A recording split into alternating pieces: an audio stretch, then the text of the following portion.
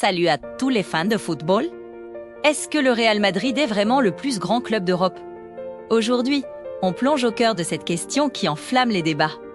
Après leur 15e titre en Ligue des Champions, il est temps d'analyser ce qui rend ce club si unique et si dominant. Accrochez-vous, on va décortiquer la légende madrilène. D'abord, parlons chiffres, car ils sont tout simplement vertigineux. 15 Ligues des Champions. C'est plus du double de son plus proche, poursuivant. Cette statistique seule place le Real Madrid dans une catégorie à part.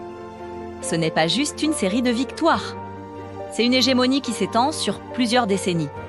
De l'époque de Di Stefano dans les années 50 jusqu'à l'ère moderne de Zidane et Ancelotti.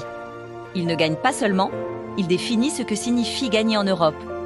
Chaque génération de joueurs qui portent ce maillot blanc semble imprégné de cette obligation de soulever la coupe aux grandes oreilles. C'est une pression immense, mais c'est aussi ce qui forge les légendes. Mais au-delà des trophées, il y a quelque chose d'impalpable, presque mystique, l'ADN du Real Madrid. Vous avez déjà entendu parler des remontadas? C'est cette capacité incroyable à renverser des situations désespérées, à marquer dans les dernières minutes quand tout semble perdu. On l'a vu maintes et maintes fois, contre Manchester City, contre le Paris Saint-Germain. C'est une force mentale, une conviction inébranlable que tant que le coup de sifflet final n'a pas retenti, tout est possible. Cet esprit de combat n'est pas enseigné, il est vécu.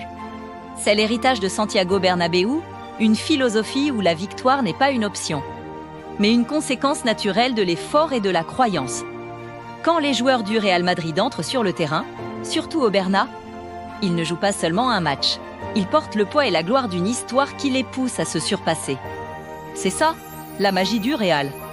Ensuite, il y a la profondeur stratégique. Le Real Madrid ne gagne pas par hasard. Chaque saison est le fruit d'une planification méticuleuse. Pensez à leur politique de recrutement. Ils ont su attirer les plus grandes stars mondiales, les galactiques comme Zidane, Ronaldo, Beckham. Mais ils ont aussi su évoluer. Aujourd'hui, leur stratégie est double. Ils continuent de signer des superstars confirmés. Comme on le voit avec l'arrivée de Kylian Mbappé, mais ils investissent aussi massivement dans les jeunes talents les plus prometteurs du monde. Vinicius Junior Rodrigo, Camavinga, Bellingham. Ce sont des joueurs qui ont été repérés très jeunes et qui sont devenus des piliers de l'équipe. Ce mélange parfait entre l'expérience des vétérans comme Modric ou Kroos et l'énergie explosive de la jeunesse crée un équilibre redoutable. C'est une vision à long terme qui assure que le club reste compétitif année après année, en se renouvelant constamment sans jamais perdre son identité. Parlons aussi de la puissance financière. Le Real Madrid est une marque mondiale, l'une des plus valorisées dans le monde du sport. Cette force économique leur donne des moyens quasi illimités. Ils peuvent s'offrir les meilleurs joueurs, les meilleurs entraîneurs, et investir dans des infrastructures de pointe comme la rénovation spectaculaire du stade Santiago Bernabéu. Ce nouveau stade n'est pas juste une enceinte sportive. C'est une machine à générer des revenus avec des concerts, des événements, qui fonctionnera toute l'année. Cette puissance financière n'est pas seulement le résultat de leur succès sportif. Elle en est aussi le moteur. Elle leur permet de maintenir un cycle vertueux, l'argent finance le succès, et le succès génère encore plus d'argent. C'est un modèle économique solide qui les place au sommet de la pyramide du football mondial. Enfin, un aspect souvent sous-estimé mais crucial, la stabilité de sa structure sportive. Contrairement à beaucoup de grands clubs qui sont la propriété de milliardaires ou d'États, le Real Madrid appartient à ses sociaux, ses membres.